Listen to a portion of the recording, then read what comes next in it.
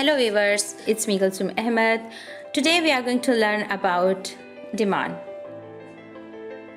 So before coming to the demand topic, we need to understand who are the ones to make demand. So there are economic agents in the economy, they all cause demand. So there are four economic agents: consumer, producer, government and foreigners. First of all, we are going to talk about consumers. Yes, we people are the consumers. We are the ones to make demand. We are the ones who have wish to buy Rolex watches. We are the ones who have wish to buy BMW cars. So the first thing that comes in this line would be the consumers. If there are no consumers, there would be no demand, there would be no supply, there would be no production, and there will be no economic activity. So the most important factor of economic agent is consumer. Then comes the next economic agent, that is producer. So when consumer demands, producer produces. And for doing the production, they have to also make demand. They are going to demand raw material. They are going to demand oil for running their machinery and factories and over there. So they are going to demand for the utilities. They are going to demand for the human resource and physical capital that they require. So producers are also going to bring their demands into the market.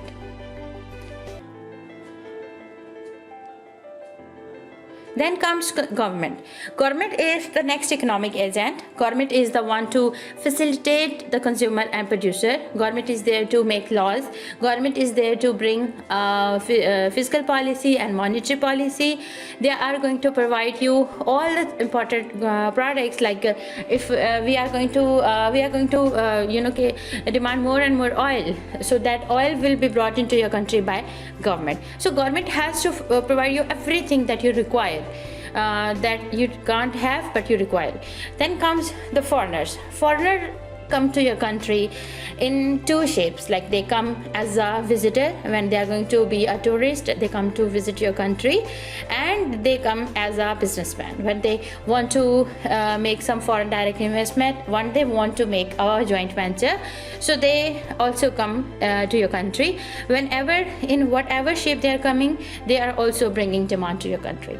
When as a tourist they are coming, they are going to demand your hotels, they are going to have food in your country, they are going to buy different products from your country. Maybe they just want to have some cultural items, they just want to buy for their country, and they would take them back. So they are going to bring demand in your country. The same lines, if the businessman is here coming to your country, the businessman is also going to bring demand. The businessman is going to use your land, your labor, your capital and your enterprise. So they are also bringing the demand with them. Here comes the definition of consumer.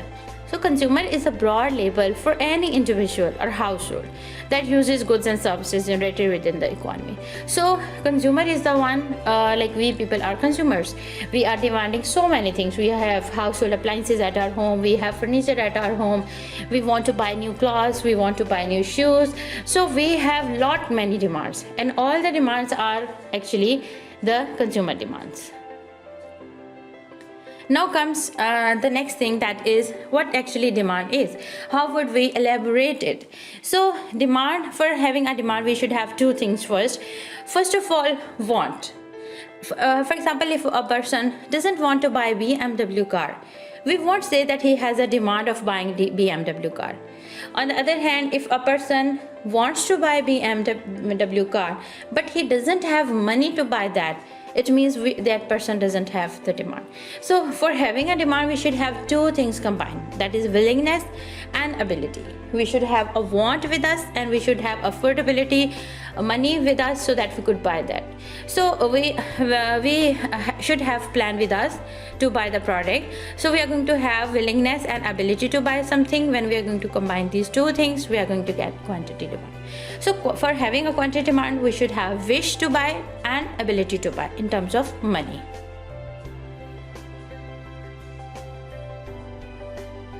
Now we are going to learn about law of demand.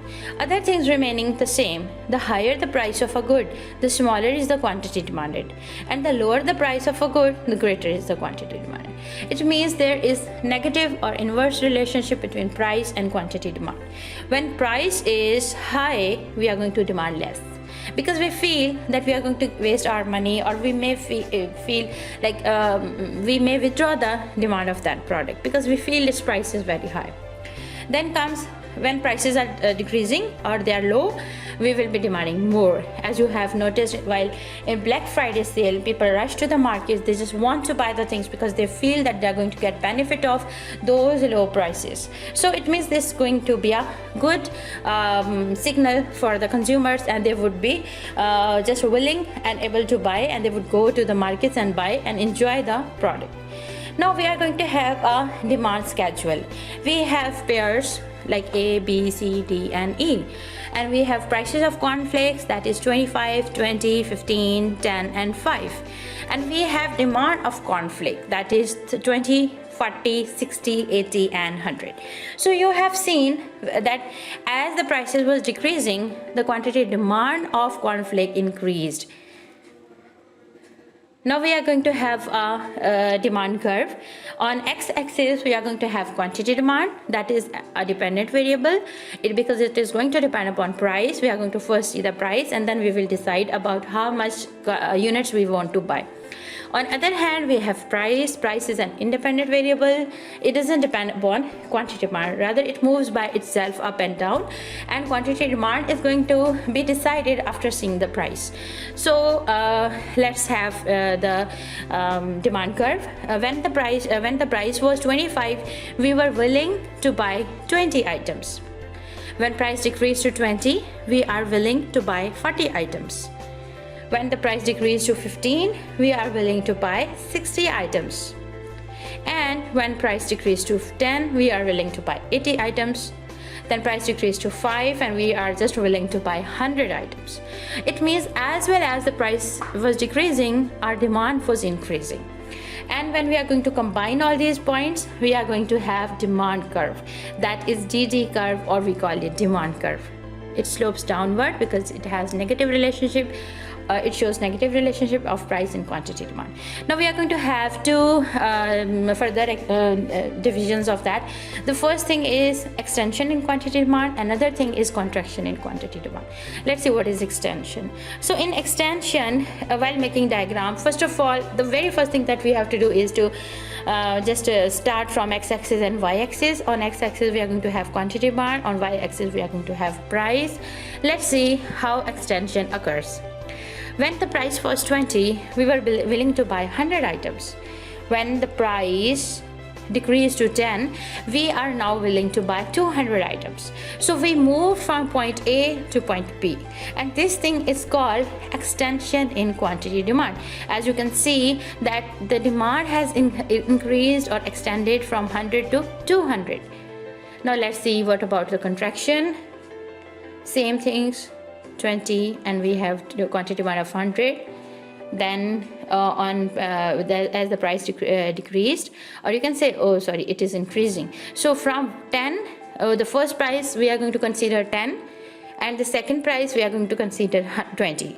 And on 10 we were buying 200 items, and on 20 we are buying 100 items. So here happened contraction. So in extension, our quantity demand increased, but in contraction, our quantity demand decreased. So these are the demand curves. Now is the next thing, that is ceteris paribus. Now what is ceteris paribus? This is a Latin word that means other things remaining the same.